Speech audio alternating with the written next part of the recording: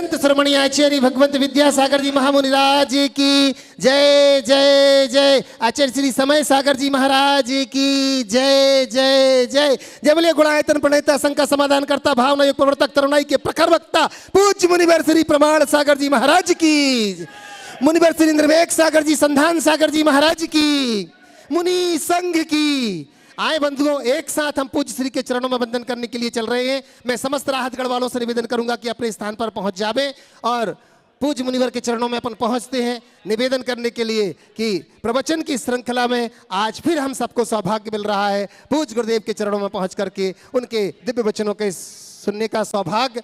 आप लोग सभी लोग सामने जो भी लोग उनसे निवेदन की वो अपने स्थान पर बैठ जावे, चरण न छू करके आचरण छूने का प्रयास करें तो बहुत अच्छा है। एक माइक अति शीघ्र पूज्य मुनिवर श्री निर्वेक सागर जी महाराज के पास पहुंचाएं। ओम ओम ओम ओम। चलो चलते हैं अपन बंधुओं। पूज्य श्री का बिहार लगातार चल रहा है। उस बिहार के ठहराव में ये भोपाल नगर वालों को सौभाग्य मिला। टीटी नगर दिगंबर जैन समाज यहाँ की जो कि विशाल जिनालय को बना करके लगभग तैयार होने को है, पंच कल्याणक प्रतिष्ठा की मंगल भावना को लेकर के पूज्य श्री से आशीर्वाद भी ले रहे हैं। और इसी क्रम में बंधुओं आगामी 21 तारीख को पूज्य श्री के सानिध्य में विशाल भावना योग के माध्यम से अपन यहाँ पर जो विश्व योग दिवस है उसमें अपन सभी लोग शामिल हो रहे हैं। मैं निवेदन कर रहा हूँ, महिला मंडल यहाँ पर उपस्थित है जो पूज्य श्री के चरणों में वंदन करके आशीष ले रही है। और अब इसी के साथ मैं सुमत भैया जी से निवेदन करता हूं कि अनिल भैया जी आकर के पूज्य श्री के चरणों में वंदन कर आशीष प्राप्त कर रहे हैं। पारस भैया अगर यहां उपस्थित हो तो मैं उनसे निवेदन करता हूं पूज्य श्री से आशीष लेंगे। पारस भैया से भी निवेदन करता हूं। धीरज भैया अगर मेरी आवाज सुन रहे हैं, ब्रह्मचारी धीरज भैया राहतगढ़, मैं निवेदन कर रहा हूं कि वो आए और आशीष ले। और सकल दिगंबर जैन समाज टीटी नगर यहाँ पर उपस्थित है, महाराज श्री से आशीष ले रही है। अब निवेदन कर रहा हूँ भो स्वामी आपका मंगल आशीष हम सबको मिले। नमोस्तु भगवान, नमोस्तु भगवान। बैठ जाए और स्थान की संकीर्णता को देखते हुए महामंत्र के स्मरण के लिए सामने जो लोग खड़े उनसे निवेदन के बैठ जाएं। ब्रह्मचारी अमित भैया भी आशीर्वाद ले रहे हैं सामने से सभी साथ बैठ करा दो, ले आओ जल्दी आ जाओ। आदरणीय हमारी शकुन दीदी जी सागर से, वो भी पूज्य श्री के चरणों में वंदन करके आशीर्वाद प्राप्त कर रही हैं। आदरणीय शकुन दीदी जी गुणायतन ट्रस्टी। बस लेट नहीं करो, जल्दी आओ, 2 जन आएंगे केवल। बस महिला मंडल मां जनवाणी समर्पित कर रही हैं। बस एक ही में सभी लोग हाथ लगा ले। चलिए दीदी आप भी इसी में सहयोगी हो जाए। आदरणीय शकुन दीदी जी चलो। नमो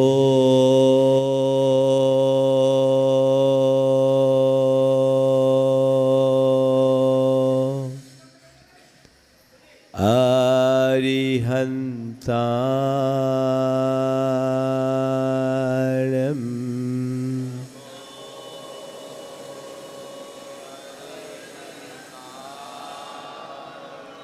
नमो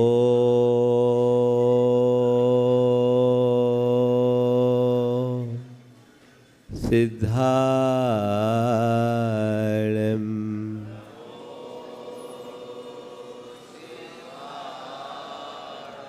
नमो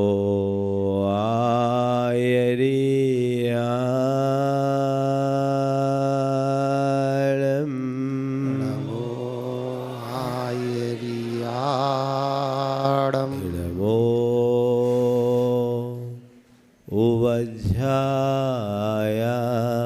उवज्झायाणं नमो वज्जायाणं नमो लोये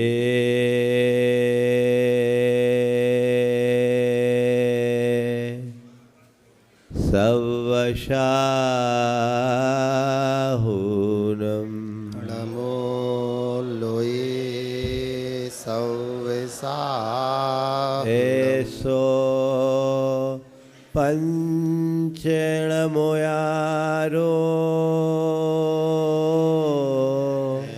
सो पंचणमोयारो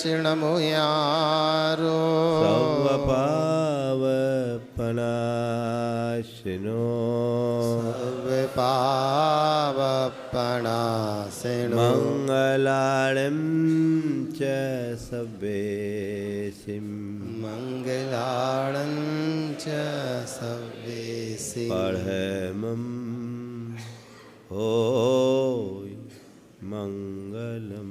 परमं होय मंगलम।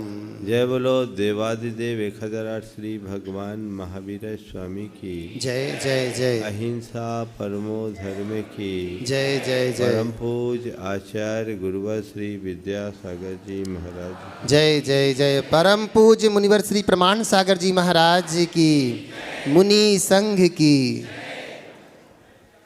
जिस दिन हमारा भोपाल आगमन हुआ था, वहाँ मैंने जीवन निर्माण के 4 सूत्र आप सबके बीच रखे थे।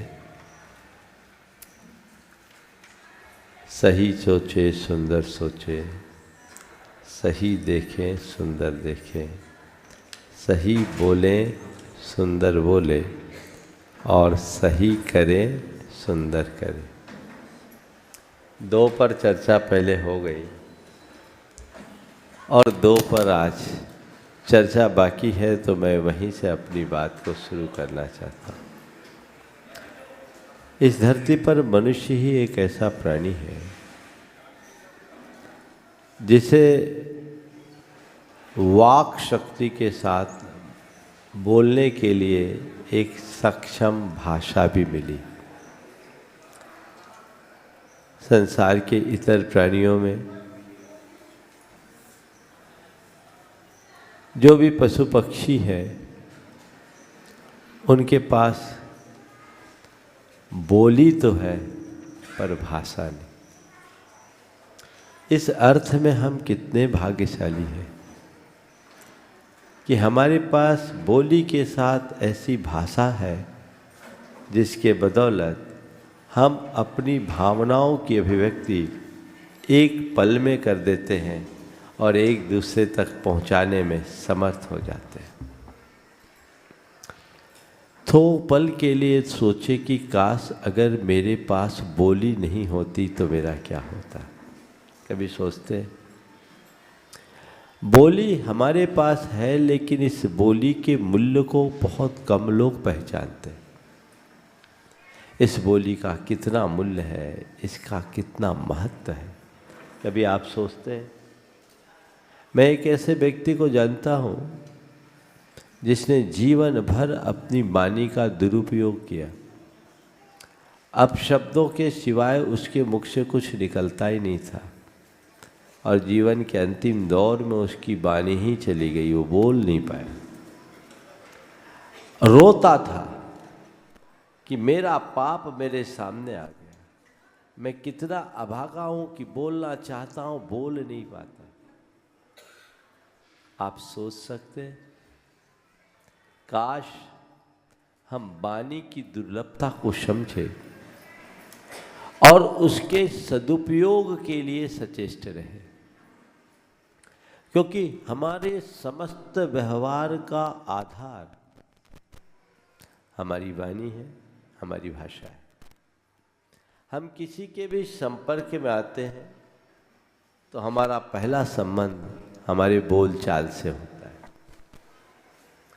तो हमारी बोली सही होनी चाहिए, सुंदर होनी चाहिए। हम बोलते हैं ये उतना महत्वपूर्ण नहीं है, क्या बोलते हैं ये महत्वपूर्ण, कैसे बोलते हैं ये महत्वपूर्ण है, किस संदर्भ में बोलते हैं ये महत्वपूर्ण है। तो हम बोले, सही बोले, सुंदर बोले, अर्थात हमारी वाणी में माधुर्य हो, मिठास हो।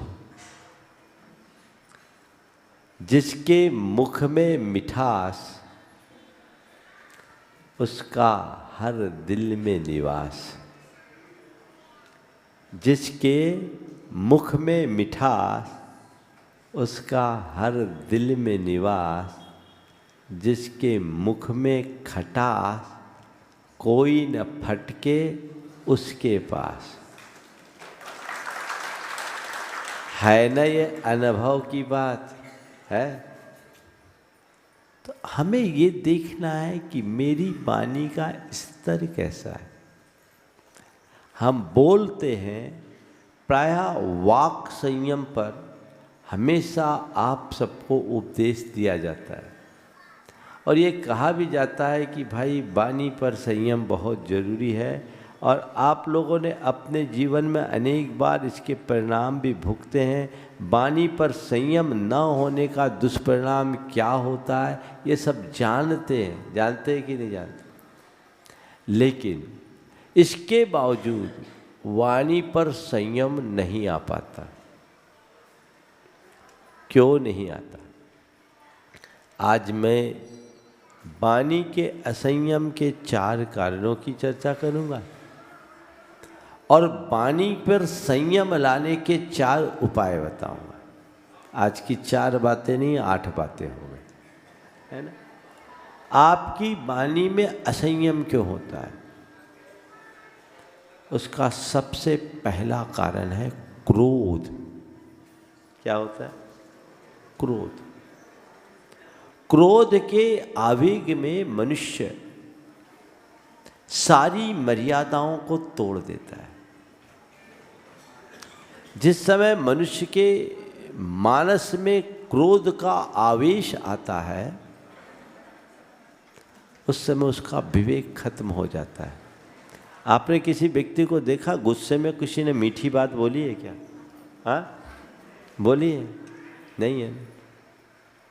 तो हम चाहते हैं कि मेरी वाणी में संयम हो, तो क्रोध पर नियंत्रण का अभ्यास जरूरी।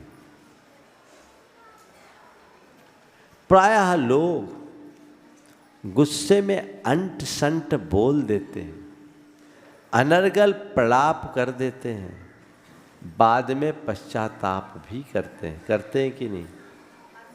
होता ही है। क्रोध की परिणति कुछ ऐसी है जिसकी शुरुआत अविवेक से होती है और अंत पश्चाताप से। अगर विवेक हो तो क्रोध आए ही नहीं। विवेक के अभाव में क्रोध आता है और उस समय जो मुंह से निकलता है वो मशीन गन की भांति होता है ना। सामने वाले के हृदय को छलनी कर दे तो मामला गड़बड़ हो जाता है। क्रोध से अपने आप को बचाइए। ये हमारे जीवन के लिए एक बहुत बड़ी बाधा है और कई बार गुस्से में लोग बोलते हैं तो उनको होश ही नहीं रहता। एक आदमी गुस्से में अपने नौकर से अपशब्द बोल रहा था। इसी बीच किसी ने दरवाजे पे दस्तक दी। उसने उसी तेवर में कहा, जाबे देख कौन गधा आया।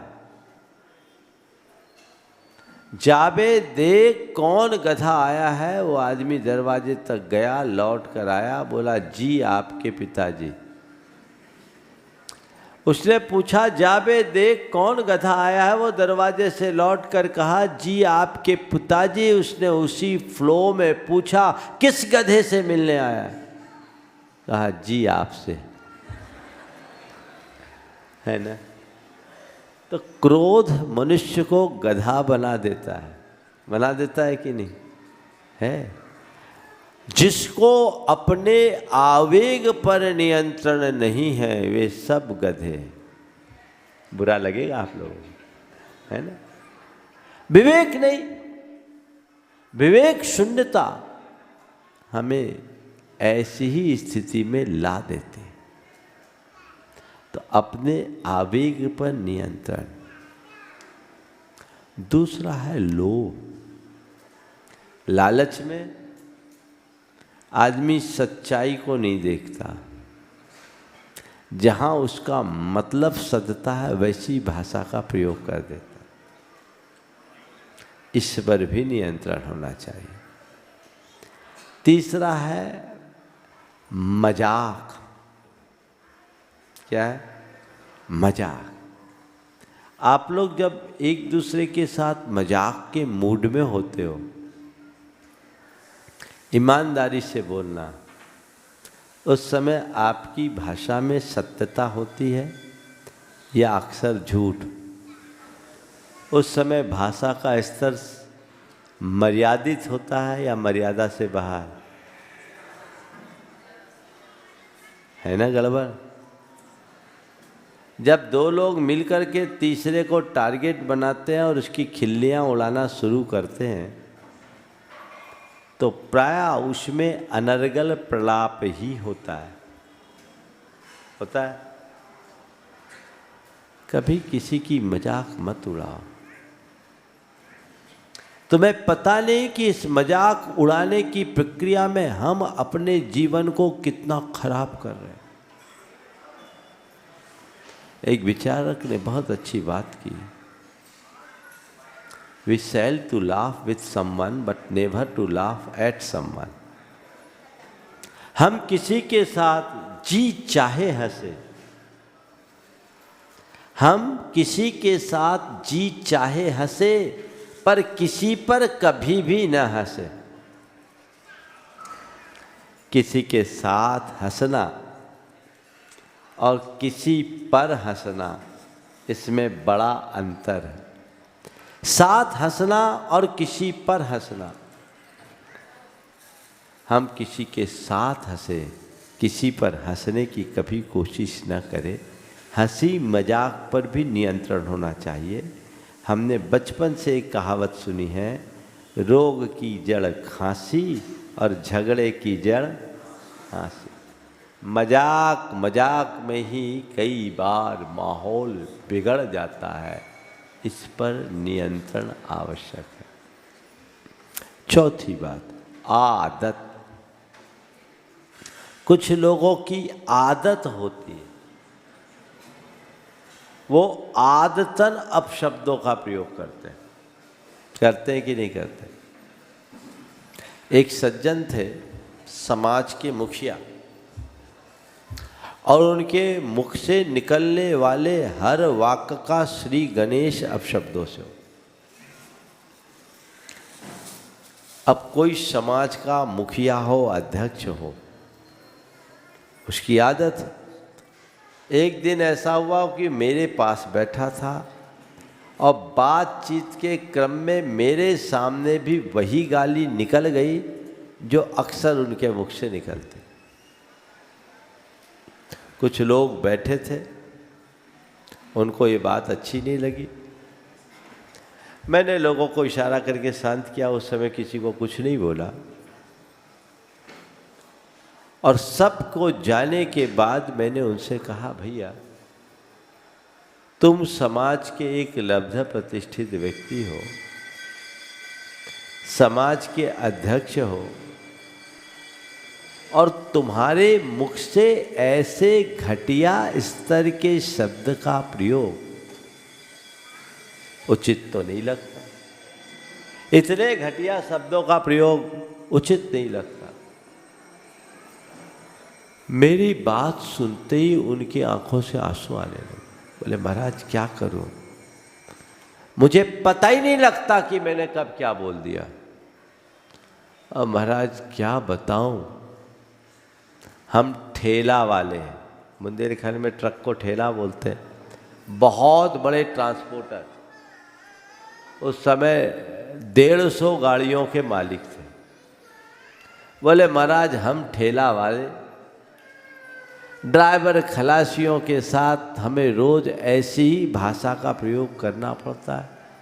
करते करते हमारी आदत ऐसी हो गई महाराज, मुझे लगता है कि मैं गलत हूँ। घर में माँ बहनों के सामने भी मेरे मुख से ऐसी बातें निकल। एक बार आदत बिगड़ गई तो सुधारना मुश्किल होता है। तो अपने जीवन में माधुर्य लाना चाहते, अपनी वाणी पर संयम लाना चाहते, तो क्रोध पर, लोभ पर, मजाक पर और आदत पर अंकुश रखना बहुत जरूरी है। आज से तय कीजिए कि मैं इन पर नियंत्रण रखूंगा और इन पर नियंत्रण रख करके अपने जीवन को आगे बढ़ाने की कोशिश करूँ। गुस्से पर पूर्ण नियंत्रण चाहिए, उसमें किसी प्रकार की कमी न होने दें। लालच हमें अंधा न बनाए, ये सावधानी रखनी चाहिए। मजाक एक सीमा से बाहर न हो, इसका ध्यान रखना चाहिए। और बुरी आदत न हो, इसमें हमें सजग रहना चाहिए। आदत की सजगता कैसी होती है, एक बड़ी पुरानी कहानी याद आ गई, फिर मैं दूसरे संदर्भ की बात आप सबसे करूँगा। एक आदमी चूड़ी बेचता था, चूड़ियाँ। पुराने ज़माने में लोग गांव-गांव में घूम घूम करके जाते थे। वो घोड़ी पर लाद कर चूड़ियाँ बेचता था। उस समय आज जैसे साधन नहीं थे, तो घोड़ी पे लाद के चल रहा है तो कहता है बहन जी चलिए, कभी बोले भाभी जी चलिए, कभी बोले माता जी चलो। अब घोड़ी पर चूड़ी लादा है और बहन जी बोल रहा है, भाभी जी बोल रहा है या माता जी बोल रहा है। एक दिन एक युवक ने जब ये बातें सुनी तो उसे बड़ा अटपटा लगा। बोले ये क्या मामला है, तुम इस घोड़ी को बहन जी बोल रहे हो, भाभी जी बोल रहे हो, माता जी बोल रहे हो, क्या है? बोले देखो भाई, मेरा काम चूड़ियों का है और मैं चूड़ियाँ हमेशा या तो बहन जी को पहनाता हूँ या भाभी जी को पहनाता हूँ या माता जी को पहनाता हूँ। मेरे हाथ से चूड़ी पहनने वाली ये तीन ही होती है, तो मैं नहीं चाहता कि मेरे मुख से कभी कुछ गलत निकले, इसलिए अपनी आदत को अच्छी बनाए रखने के लिए मैं हमेशा बहन जी, भाभी जी और माता जी का ही प्रयोग करता हूँ। ये है अवेयरनेस, जागरूकता। अगर जागरूकता हो तो वाणी पर नियंत्रण होगा। सजग रहे, कैसे हम वाणी पर नियंत्रण करें? अपने बोलने से पहले तौलिए, अर्थात बोलने के पूर्व उसके परिणाम का आभास कीजिए। मैं क्या बोल रहा हूं, उसका परिणाम क्या आएगा, इसे पहले से देखिए। पहली बात, अगर व्यक्ति परिणाम को ध्यान में रखे तो कभी उसके मुख से गड़बड़ नहीं निकलेगा। और ये आप लोगों के अनुभव में, आप लोग अपने ग्राहक के सामने बहुत सजगता से बात करते हो कि नहीं करते? उच्च अधिकारी के सामने आप बहुत मधुरता से बात करते हो कि नहीं करते हो? क्यों? आपके दिमाग में ये बात बैठ गई है कि यहाँ अगर मैं पटरी से उतरा तो सड़क पर आ जाऊँगा, है ना? ये सजगता हर पल हो जाए तो वाणी पर असंयम नहीं होगा। तो पहली बात, बोलने से पहले उसके परिणाम को ध्यान में रखिए। दूसरी बात, जब कभी भी मुख से अनर्गल निकले और आपको उसका आभास हो तो तुरंत आप कोई न कोई पश्चाताप कीजिए। मैंने ये गलत बोला, मुझे नहीं बोलना चाहिए, अपना आत्मालोचन कीजिए, अपने आप को धिक्कारिए कि अब मैं ऐसा नहीं करूँगा।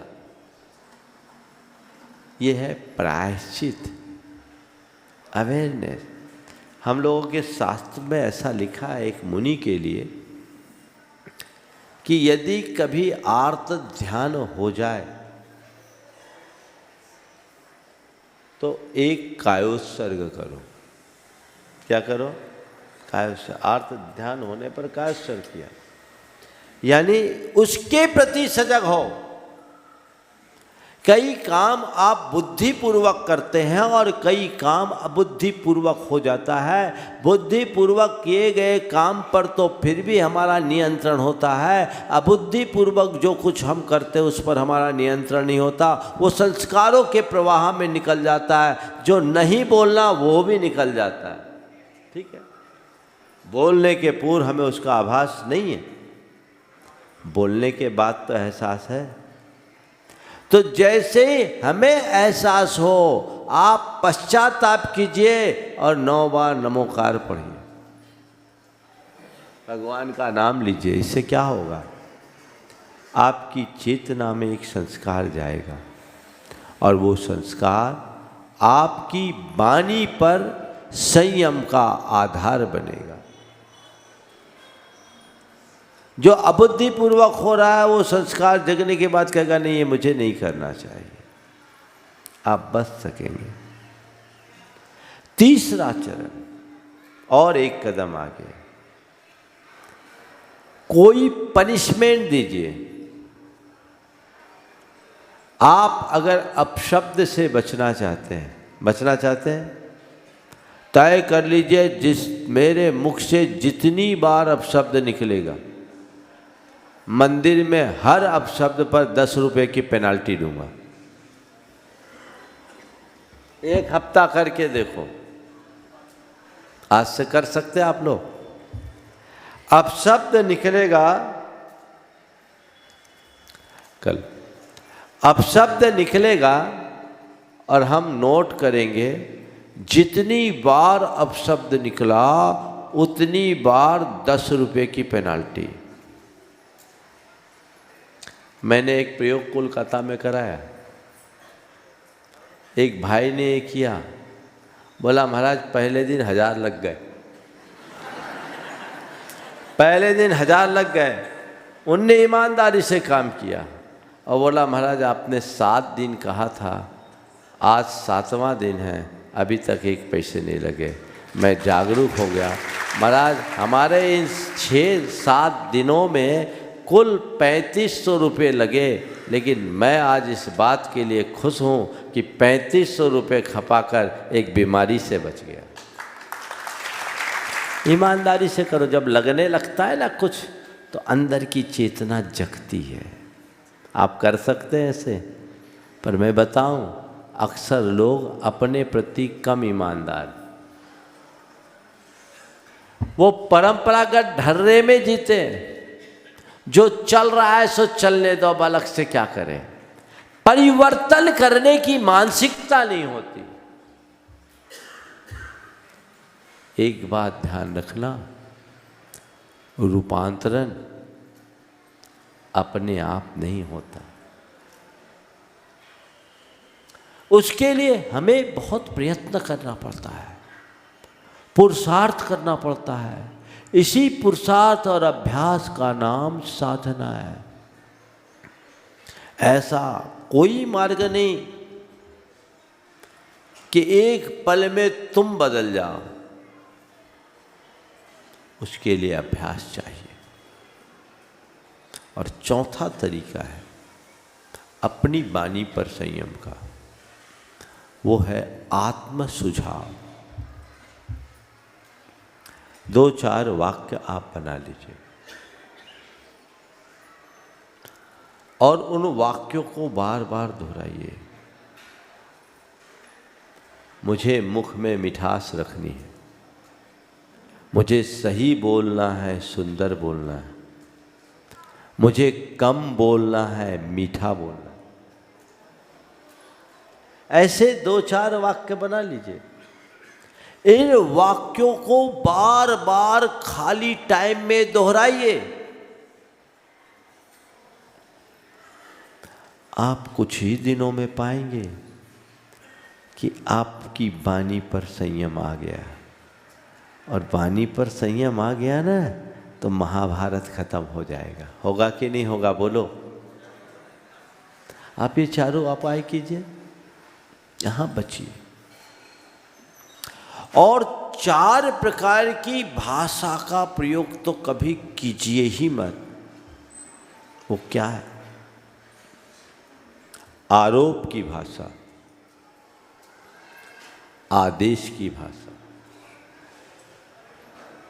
पहला कौन सा? आरोप की भाषा। आप किसी पर सीधा सीधा आरोप मत लगाइए। आरोप की भाषा से बचिए। किसी ने कोई गलती कर भी दिया तो तुमने किया, ऐसा क्यों बोले? मालूम है कि अगले ने किया है, आपने सीधे सीधे बोल दिया तो उसको चुभेगी। चुभेगी कि नहीं चुभेगी? हाँ, और रियलाइज भी नहीं करेगा। और अगर उसी बात को पलट करके अगर ये पूछा जाए ये काम किसने किया है, कोई पता है क्या? सामने वाले को चुभेगा क्या? नहीं चुभेगा। घर परिवार या जीवन व्यवहार में कभी किसी पर सीधा आरोप मत जड़िए। आरोप चुभता है। आज से प्रैक्टिस कीजिए। मुझे आरोप की भाषा नहीं बोलनी, लेकिन अक्सर सब ये इसी का किया धरा है, सारा इसी का काम है, ये इसी की करनी है, ये इसी ने किया होगा। और कई तो आरोप पूर्वाग्रह से भरे होते। पिता पुत्र दोनों डाइनिंग टेबल में भोजन कर रहे थे, अचानक किचन से किसी कांच की चीज के टूटने की आवाज आई। पिता ने बेटे से पूछा, देख किसके हाथ से गिरा? बोला वो मम्मी के हाथ से गिरा होगा। बोला वो मम्मी के हाथ से गिरा होगा। बोले यहाँ बैठे बैठे तू कैसे बोल दिया कि मम्मी के हाथ से गिरा होगा? बोले हाँ, अगर बहू के हाथ से गिरा होता तो मम्मी अभी तक चिल्ला पड़ती, है ना। बहुत जल्दी हम दूसरों पर चार्ज लगाने की आदत से बचे। आरोप की भाषा का प्रयोग हमें नहीं करना। दूसरी भाषा आदेश की भाषा। सीधे आदेश, ऑर्डर। एक ऑर्डर है, एक रिक्वेस्ट है, एक आदेश है, एक निवेदन है। क्या अच्छा लगता है? ए तुम ये करो, ये पुलिसिया भाषा है ना। और क्या आप ये काम कर सकेंगे? यदि आप ये काम कर ले तो बहुत अच्छा रहेगा। आपको कौन सा वाक्य अच्छा लगेगा? बोलो। हाँ, पहले वाला या बाद वाला? करते कौन सा? महाराज हमने तो आपसे एक ही बात सीखा, सब काम नंबर 1 का होना चाहिए, है ना। बाकी काम में तो नंबर 2 में माहिर हो तुम लोग, लेकिन इन कामों में बदलाव लाइए। हमें रिक्वेस्ट मूलक भाषा का प्रयोग करना है। आदेश थोपना नहीं।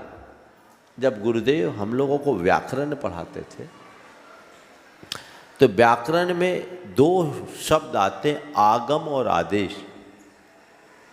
आगम यानी किसी शब्द में कोई शब्द जोड़ देना, और आदेश यानी किसी के स्वरूप को बदल देना। ई को ए बना देना, ओ को औ बना देना, औ को आओ बना देना, ये आदेश होता है। तो व्याकरण में कहा जाता है मित्रवत आगमः शत्रुवत आदेश।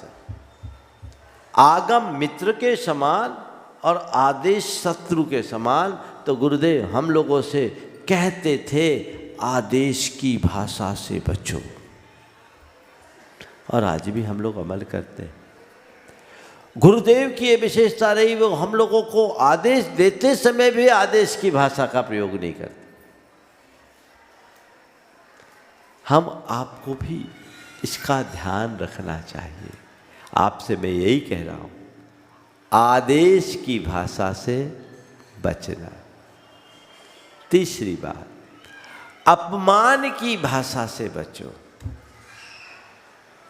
ऐसे शब्दों का प्रयोग मत करो जिससे किसी का अपमान हो या सामने वाला अपमानित महसूस करे। मान देने की कोशिश कीजिए, पर कोई अपमानित हो ऐसा भाव मन में नहीं आना चाहिए, और ऐसा बर्ताव भी किसी के प्रति नहीं होना चाहिए, चाहे वो तुम्हारा नौकर चाकर हो,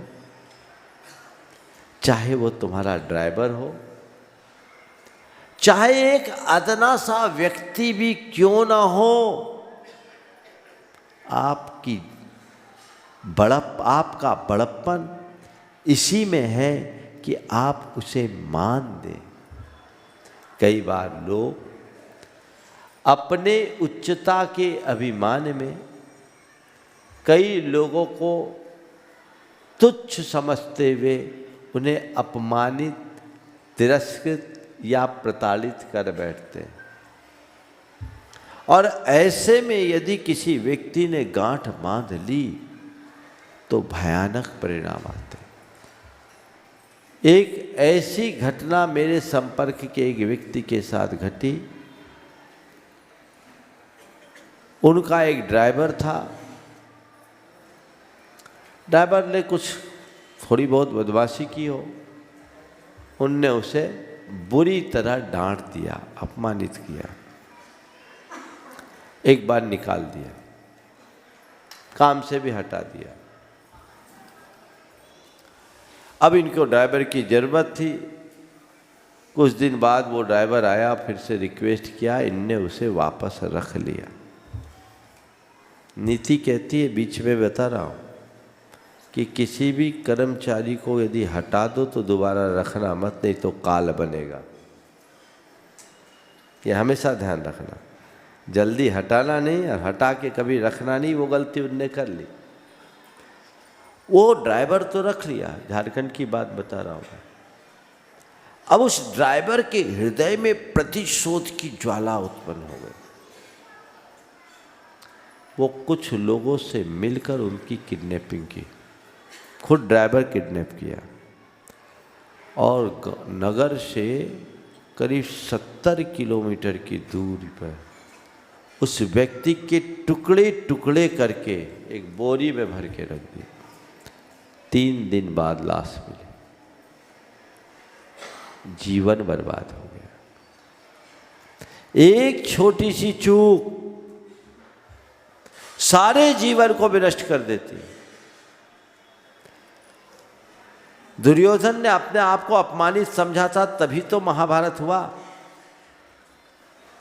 अंधों के अंधे ही होते, हो गया। ऐसा प्रयोग मत करो।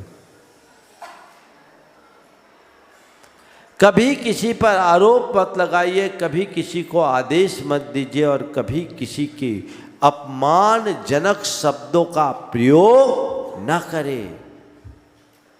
मान दे, कदाचित मान न दे सके तो कम से कम अपमान ना हो, इतनी सावधानी रखें।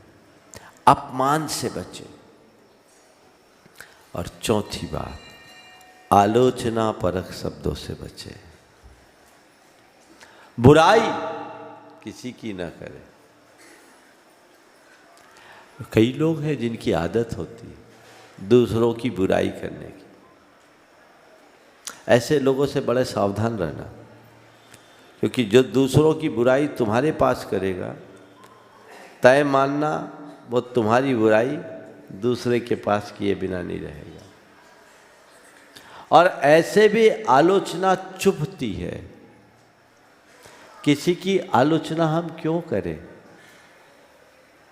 अच्छाई बोले, बुराई को गौण कर दे, और यदि किसी की कोई कमी है भी तो उसको तरीके से प्रकट करे। 2 दिन पहले मैंने कहा था, क्रिटिसाइज न करे, क्रिटी गाइड करे।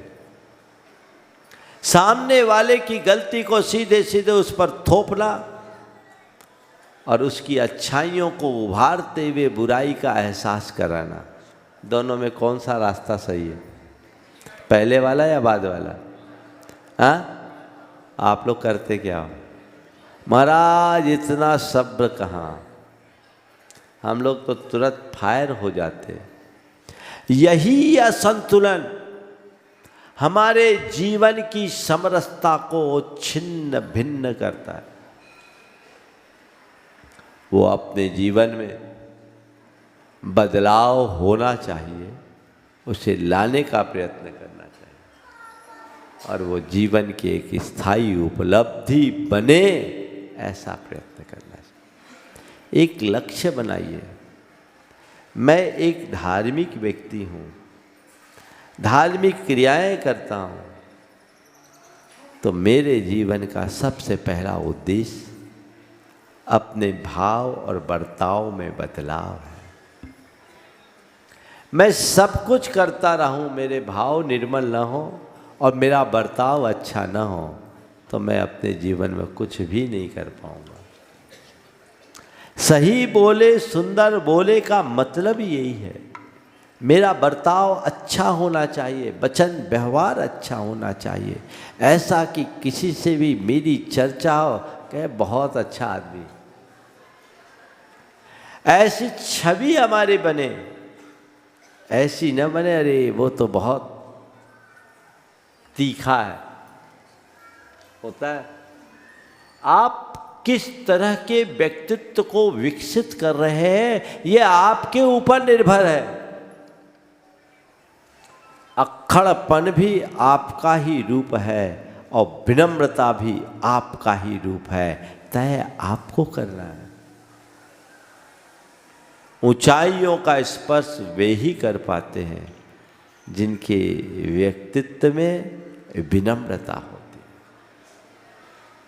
और वो विनम्रता का गुण प्रकट हो गया तो सारी अच्छाइयाँ अपने आप आने लगती। ये अभ्यास सबको करना चाहिए। आने वाले 21 जून में भावना योग का एक भव्य आयोजन आप लोगों के यहाँ रखा गया है। ये आयोजन तैयारी करने वाले बहुत अच्छे से कर रहे हैं।